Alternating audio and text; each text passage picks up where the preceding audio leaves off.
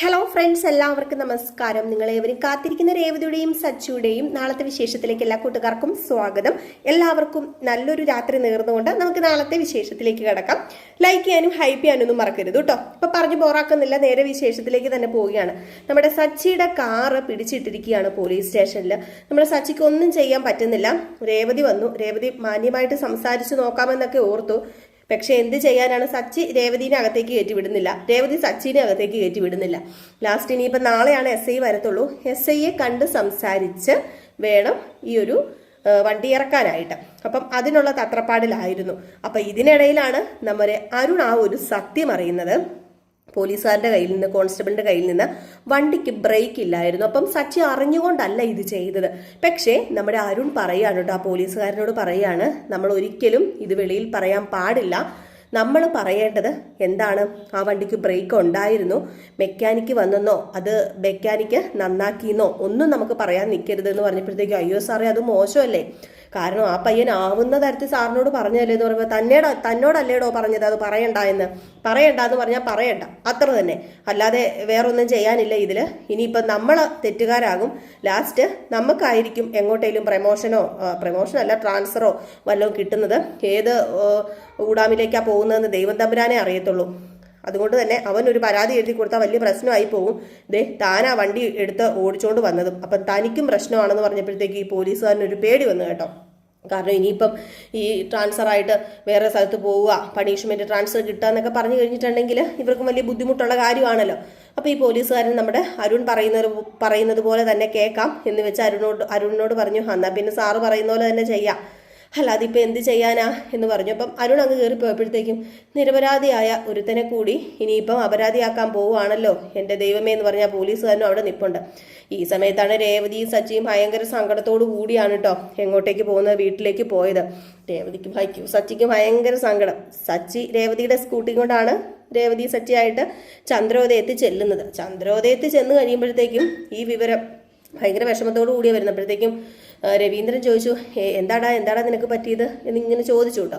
അപ്പോഴത്തേക്കും രേവതി പറഞ്ഞു, അത് പിന്നെ സച്ചേട്ടൻ്റെ വണ്ടി ഉണ്ടല്ലോ, സച്ചേട്ടൻ്റെ വണ്ടി പോലീസുകാർ കൊണ്ടുപോയി പിടിച്ച് പോലീസ് സ്റ്റേഷനിൽ ഇട്ടേക്കാന്ന്. അപ്പം പറഞ്ഞു, സച്ചിയുടെ വണ്ടി എന്തിനു പോലീസ് പിടിച്ചു, എന്തിനാണ് നിന്റെ വണ്ടി പോലീസ് പിടിച്ചതെന്ന് ചോദിച്ചപ്പോഴത്തേക്കും ചന്ദ്ര അവിടെ നിന്ന് തുടങ്ങി അങ്ങോട്ട്. അവൻ്റെ വണ്ടി പോലീസ് പിടിച്ചില്ലെങ്കിലേ ഉള്ളൂ അതിശയം. ഇവനെ എന്നാ പോലീസ് പിടിക്കാത്തത്? പണ്ടൊക്കെ മാസത്തിൽ ഓരോ ദിവസം ഇവന് പോലീസ് സ്റ്റേഷനിൽ കയറി ഇറങ്ങിയില്ലോ ഉറക്കം വരത്തില്ലായിരുന്നല്ലോ. ഇവൻ പണ്ട് മുതലേ അങ്ങനെയാണല്ലോ, പണ്ട് ജയിലിലും ലോക്കപ്പിലും ഒക്കെ കിടന്ന് ഇവന് നല്ല ശീലമല്ലേന്ന്. ഇത് കേട്ടതും രവീന്ദ്രൻ പറഞ്ഞു, ചന്ദ്രേ നീ മിണ്ടാതിരിക്കുന്നുണ്ടോ എന്ന് ചോദിച്ചു. സച്ചിക്കാണ് ദേഷ്യം വന്ന് അങ്ങ് എക്സ്ട്രീം ലെവലായിട്ട് സച്ചി നിൽക്കുമ്പോഴാണ് ഇതൊക്കെ പറയുന്നത്. ഏതായാലും രവീന്ദ്രൻ പറഞ്ഞു, നീ കൂടുതൽ സംസാരിക്കേണ്ട ചന്ദ്രേ, നീ നിർത്തിക്കോ, ഈ വിഷയം ഇവിടെ കൊണ്ട് നീ നിർത്തിക്കോ, അതാ നിനക്ക് നല്ലത്. നിരപരാധികളെ പോയി എന്തിനാ ജയിലിൽ കിടന്നെന്നൊന്നും എന്നെ കൊണ്ട് കൂടുതൽ പറയിപ്പിക്കരുത്. പലരുടെയും മുഖം മൂടി അവിടെ അഴിഞ്ഞു വീഴുമെന്നുള്ള രീതിയിൽ ഇങ്ങനെ സംസാരിച്ചു. അതായത് ഡയറക്റ്റായിട്ടല്ല, ഇൻഡയറക്റ്റ് ആയിട്ട് നമ്മുടെ ചന്ദ്രയോട് പറഞ്ഞു. അപ്പം ചന്ദ്ര, നിങ്ങൾ എന്താ പറഞ്ഞത്? ഒന്നും പറഞ്ഞില്ല, ഇത് ഇവിടെ കൊണ്ട് അവസാനിപ്പിക്കുന്നതാണ് നല്ലത്, ഈ ടോക്ക് ഇവിടെ വേണ്ട, ഈ സംസാരം ഇവിടെ വേണ്ട, ഇതും കൊണ്ട് അവസാനിപ്പിക്കുന്നതാണ് നല്ലത് എന്ന് പറഞ്ഞു. ചന്ദ്രയുടെ വായടപ്പിക്കുകയാണ്. കാരണം പഴയ കാര്യങ്ങൾ എന്തൊക്കെയോ കുത്തിപ്പൊക്കാനായിട്ട് തുടങ്ങിയതാണ് കേട്ടോ. നമ്മുടെ സച്ചിയും ജയിലും, അതായത് സച്ചി ചെറുപ്പത്തിൽ ജയിലിൽ പോയി കിടന്നിട്ടുണ്ട്. അപ്പം അതിൻ്റെയൊക്കെ പിന്നിൽ എന്തോ ചെറിയൊരു തെറ്റിദ്ധാരണയും, നമ്മുടെ സച്ചി സ്വയമേ കുറ്റം ഏറ്റെടുത്തതും, വേറെ ആരോ ചെയ്ത തെറ്റിനാണ് നമ്മുടെ സച്ചി പോയി കിടന്നത്. അത് വേറെ ആരോ ചെയ്ത തെറ്റൊന്നുമല്ല, സുധി ചെയ്തൊരു തെറ്റ് തന്നെയാണ്. ആ സുധി ചെയ്ത തെറ്റിന് ലാസ്റ്റ് നമ്മുടെ സച്ചി പോയി ജയിലിൽ കിടക്കേണ്ട ഒരു അവസ്ഥ വന്നു. അങ്ങനെയാണ് സത്യം പറഞ്ഞാൽ സച്ചിയുടെ പഠിപ്പും സച്ചിയുടെ കാര്യങ്ങളും സച്ചിയുടെ സ്വഭാവം ഇങ്ങനെയൊക്കെ ആയി തീരാൻ കാരണം തന്നെ അതുകൊണ്ടൊക്കെയാണ്. അപ്പം അതുകൊണ്ട് രവീന്ദ്രൻ പറഞ്ഞു, രവീന്ദ്രനും അറിയാം സച്ചിക്കും അറിയാം അതിൻ്റെ സത്യാവസ്ഥ എന്താണെന്ന്. പക്ഷേ നമ്മുടെ ചന്ദ്രയ്ക്ക് അറിയത്തില്ല, സുധിക്കും അറിയാം കേട്ടോ. സുധിക്കറിയാം, കാര്യങ്ങളെല്ലാം അറിയാം. പക്ഷേ സുധി ഒരു നന്മവരം കളിച്ച് നടക്കുകയാണല്ലോ. അപ്പം അങ്ങനെ പെട്ടെന്ന് വർഷയും ശ്രീകാന്തും ഇറങ്ങി വന്നു. അപ്പം വർഷയല്ല ശ്രീകാന്ത് ചോദിച്ചു, എന്താ ഏട്ടാ പറ്റിയെന്ന് ചോദിച്ചപ്പോഴത്തേക്കും രേവതി കാര്യം പറഞ്ഞു. ഇങ്ങനെയാണ് സംഭവം, അത് വേറെ ഒന്നിനുമല്ല, സച്ചേട്ടൻ്റെ വണ്ടിയുടെ ബ്രേക്ക് പോയി കിടക്കുമായിരുന്നു. ബ്രേക്ക് പോയപ്പോഴത്തേക്കും പെട്ടെന്ന് സച്ചേട്ടൻ റോഡിൽ നിന്നും വെട്ടിച്ചു മാറ്റി വിട്ടതാണ്. റോഡിലേക്ക് നേരെ കയറി പോയി കഴിഞ്ഞിട്ടുണ്ടെങ്കിൽ ഒരുപാട് വാഹനങ്ങളൊക്കെ വരുന്നതല്ലേ, അപ്പം ഇടിച്ച് തെറിപ്പിച്ച് ചിലപ്പം വാഹനത്തിലുണ്ടായിരുന്ന ആളുകൾക്ക് പരിക്കോ ചിലപ്പം മരണം വരെ സംഭവിക്കാം. അപ്പം അതുകൊണ്ടാണ് സച്ചേട്ടൻ ഇങ്ങനെ ചെയ്തത്. പക്ഷേ ഇപ്പോൾ അത് വലിയൊരു പ്രശ്നമായേക്കാണ്. അരുൺ എന്ന് പറയുന്ന ഒരു പോലീസുകാരനുണ്ട്. അപ്പം അയാളാണ് സത്യത്തിൽ സച്ചേട്ടനെ കുരുക്കിൽ പെടുത്തിയിരിക്കുന്നത്. അയാൾക്ക് പണ്ട് മുതലേ സച്ചേട്ടനോട് ഒരു ദേഷ്യം ഉണ്ടെന്നൊക്കെ പറഞ്ഞു കേട്ടോ. അപ്പം രവീന്ദ്രൻ പറഞ്ഞു അങ്ങനെ ദേഷ്യം ഉണ്ടെന്നും പറഞ്ഞുകൊണ്ട് നിയമം എല്ലാവർക്കും തുല്യമല്ലേ. അപ്പം പോലീസുകാരൻ ചെയ്യുന്നതെല്ലാം ശരിയാകണമെന്നില്ലല്ലോ, അതങ്ങനെ വിട്ടാൽ പറ്റത്തില്ലല്ലോ എന്ന് പറയുമ്പോഴത്തേക്കും രേവതിയും പറഞ്ഞു അതെ സച്ചേട്ടൻ്റെ വണ്ടി വെറുതെ അവർ പിടിച്ചിട്ടേക്കുന്നതാ, നാളെ ഏതായാലും SI വരുന്നാ പറയുന്നത്. എന്നുവെന്ന് ഞാൻ SIയുടെ മുമ്പിൽ എങ്ങനെയാ, SIയുടെ മേഡത്തിന് എനിക്ക് പരിചയമൊക്കെ ഉണ്ട്, പക്ഷെ എന്നും എപ്പോഴും ഞാൻ എങ്ങനെയാ മേഡത്തിനോട് ചെന്ന് ഇങ്ങനെ ഓരോ സഹായം ചോദിക്കുന്നത്? എനിക്ക് സത്യം പറഞ്ഞു കഴിഞ്ഞിട്ടുണ്ടെങ്കിൽ അവരുടെ മുമ്പിൽ ചെന്ന് ഞാൻ എങ്ങനെ ചോദിക്കും? അപ്പം സച്ചേട്ടൻ്റെ ഭാഗത്ത് തന്നെ തെറ്റെന്ന് അവരും ചിന്തിക്കത്തില്ലേ? എപ്പോഴും ഇങ്ങനെ പോലീസ് കേസുമായിട്ട് നടക്കുമ്പോഴെന്ന് പറയുമ്പം ചന്ദ്ര വീണ്ടും അവിടെ നിന്ന് പറയുക അല്ലെങ്കിൽ ഇവൻ്റെ ഭാഗത്ത് തന്നെയാണല്ലോ തെറ്റ്. ഇവനോട് ആരാ പറഞ്ഞത് ആ വണ്ടിയിൽ കൊണ്ടുപോയി ഇടിക്കാനായിട്ട്? ഇവൻ വലിയ നന്മവരം കളിച്ചതല്ലേ, അപ്പം പിന്നെ ഇവൻ്റെ വണ്ടി പോലീസുകാരൻ കൊണ്ടുപോയില്ലെങ്കിലേ ഉള്ളൂ അതിശയം എന്ന് പറഞ്ഞു. അപ്പം വീണ്ടും നമ്മുടെ രവീന്ദ്രൻ പറഞ്ഞു ചന്ദ്രേ നീ മിണ്ടാതിരിക്കുക, നീ ഇതിൽ കൂടുതൽ സംസാരിക്കേണ്ടെന്ന് പറഞ്ഞു. അപ്പം ശ്രീകാന്ത് പറഞ്ഞു എന്തെങ്കിലും ഒന്ന് ചെയ്യണമല്ലോ, വണ്ടി അങ്ങനെ ഇട്ടാൽ ശരിയാവത്തില്ലല്ലോ, സച്ചേട്ടൻ്റെ സൈഡിലാണ് ന്യായമെങ്കിൽ അത് ന്യായം അനുസരിച്ച് തന്നെ ചെയ്യണമെന്ന് പറഞ്ഞു. അപ്പം വർഷ ഈ കാര്യം അറിഞ്ഞപ്പോഴത്തേക്കും വർഷയും പറഞ്ഞു അതെ സച്ചേട്ടൻ ചെയ്തത് നല്ല കാര്യമല്ലേ, ഇതിപ്പോൾ ഒരു ബൈക്കിലിട്ട് കൊണ്ട് ഇടിച്ചെന്ന് ഓർത്തുകൊണ്ട് ബൈക്കിനൊന്നും സംഭവിച്ചിട്ടുമില്ല, അതുപോലെ ആർക്കും ഒരു കുഴപ്പവും സംഭവിച്ചിട്ടില്ല. ആ ബ്രേക്ക് ഇല്ലാത്ത വണ്ടി എവിടെയെങ്കിലും പോയി ഇടിച്ച് ഏതെങ്കിലും വണ്ടിയുടെ മേലെ കയറിയെങ്കിൽ അല്ലെങ്കിൽ ആരുടെയും മേത്ത് ദേഹത്ത് കയറിയായിരുന്നെങ്കിൽ എന്ത് സംഭവിച്ചേനെ? അപ്പം സച്ചേട്ടൻ കാരണം എത്ര ജീവനാണ് രക്ഷപ്പെട്ടത് എന്നല്ലേ പോലീസുകാർ ചിന്തിക്കേണ്ടതെന്ന് പറഞ്ഞപ്പോൾ അങ്ങനെയൊന്നും പോലീസുകാർ ചിന്തിക്കുന്നില്ല മോളെ. പോലീസുകാരന്മാർക്ക് ഇപ്പം സച്ചേട്ടൻ എന്തോ അയാളെ മനഃപൂർവ്വം കൊല്ലാൻ വേണ്ടി ശ്രമിച്ചതാണെന്നും വധശ്രമത്തിന് കേസ് എടുക്കുമെന്നൊക്കെയാണ് പറയുന്നത്. മാത്രമല്ല ലൈസൻസ് കട്ടാക്കുന്നു പറഞ്ഞെന്നും പറഞ്ഞ് ഇതും കൂടെ കേട്ടപ്പോഴത്തേക്ക് രവീന്ദ്രൻ പറഞ്ഞു ലൈസൻസ് കട്ടാക്കുന്നോ? അതിനെന്താ അവർക്ക് ന്യായമുള്ളത് ലൈസൻസ് കട്ടാക്കാൻ? അപ്പോഴത്തേക്കും രേവതി പറഞ്ഞു ലൈസൻസ് കട്ടാക്കുന്നതും വണ്ടി പിടിച്ചിടുന്നതും അത് ചിലപ്പം നടക്കും, കാരണം അത് നടപടിയുള്ള കേസായിരിക്കും. പക്ഷേ വധശ്രമത്തിന് കേസെടുത്തില്ലെങ്കിലും അത് രണ്ടും ചെയ്യാൻ ചാൻസ് ഉണ്ട്. അവരുടെ കണ്ണി നോക്കുമ്പോഴത്തേക്കും ബ്രേക്ക് ഇല്ലെന്നോ ഒന്നും അറിയത്തില്ലല്ലോ, മനഃപൂർവ്വം ഒരു വണ്ടിക്ക് കൊണ്ടിടിച്ച എന്ന് പറഞ്ഞാൽ പിന്നെ തീരാവുന്നതല്ലേ ഉള്ളൂ. അതും ഒരു പോലീസുകാരൻ്റെ വണ്ടിയല്ലേ. പിന്നെ അവന്മാരെല്ലാവരും ഒരു ഡിപ്പാർട്ട്മെന്റിൽ ജോലി ചെയ്യുന്നത് കൊണ്ട് അവർ ഒരാൾ പറയുന്നതല്ലേ മറ്റൊരാൾ കേൾക്കത്തുള്ളൂ അച്ഛാ. അപ്പോൾ ഏതായാലും ലൈസൻസ് റദ്ദാക്കാനുള്ള ചാൻസ് ഉണ്ടെന്ന് പറഞ്ഞപ്പോഴത്തേക്കും അയ്യോ ചന്ദ്ര ഓരോറ്റ ചിരി ചിരിച്ചിട്ട് അങ്ങനെ തന്നെ വേണോ ഇവൻ അല്ലെങ്കിൽ കുറച്ച് അഹങ്കാരം കൂടുതലാണ്, ഭയങ്കരമായിട്ട് പൈസ ഉണ്ടാക്കുന്നു, അധ്വാനിക്കുന്നു. ഇവൻ എന്തൊക്കെയാ പറയുന്നത്?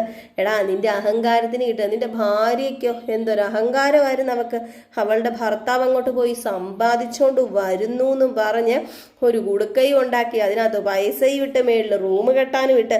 അതേ അഹങ്കാരത്തിനൊക്കെ ഒരു പരിധിയുണ്ട്. അപ്പം ഇങ്ങനെയൊക്കെ സംഭവിക്കുന്നു പറഞ്ഞപ്പോഴത്തേക്കും രവീന്ദ്രന് പിന്നെ ദേഷ്യം വന്നിട്ട് ചന്ദ്രേ നീ എൻ്റെ മുമ്പിൽ നിന്ന് മാറിപ്പോക്കോ, ഇല്ലെങ്കിൽ നിന്റെ ചെകിട്ട് തീർത്ത് കിട്ടും എൻ്റെ കയ്യിൽ നിന്ന്.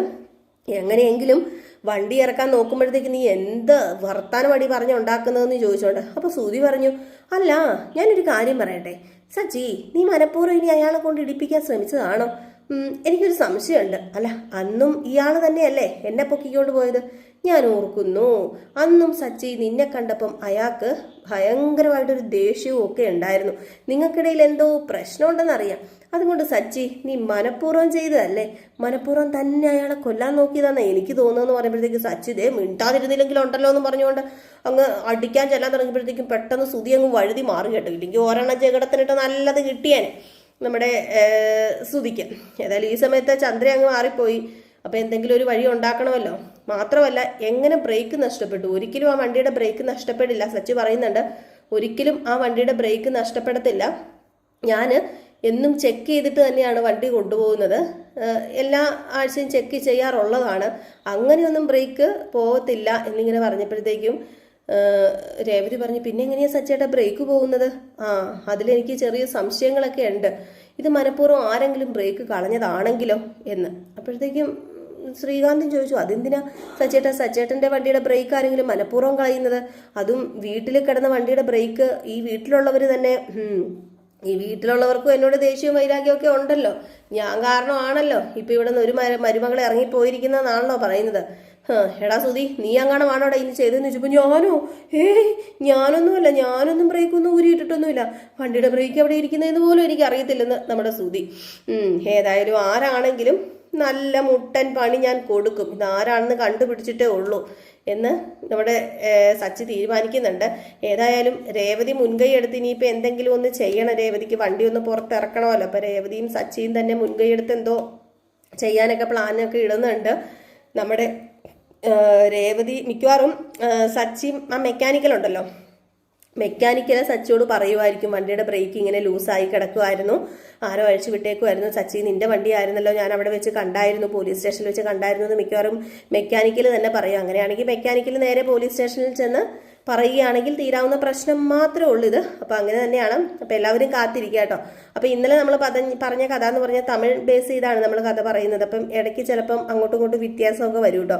അപ്പോൾ ഇന്നലെ നമ്മുടെ മഹിമ വീഡിയോ എടുത്തതും അതുപോലെ തന്നെ മഹിമയാണ് നമ്മുടെ സച്ചിയുടെയും രേവതിയുടെ ഒക്കെ കാര്യം, സച്ചിനെ പോലീസ് പിടിച്ച കാര്യം വർഷയോട് പറയുകയും അങ്ങനെയാണ് ചന്ദ്രോദയത്ത് അറിയുകയും ചെയ്യുന്നതെന്ന് ഞാൻ പറയും. ഇപ്പം തമിഴ് വേഷനിലൊക്കെ നമുക്ക് അങ്ങനെയാണ് സ്വാഭാവികമായിട്ടും സംഭവിച്ചിരിക്കുന്നത്. അപ്പം അതുകൊണ്ടാണ് നമ്മൾ ചിലപ്പം ഇങ്ങോട്ടേക്ക് വരുമ്പോൾ കുറച്ച് വ്യത്യാസമൊക്കെ സംഭവിക്കുന്നുണ്ട്.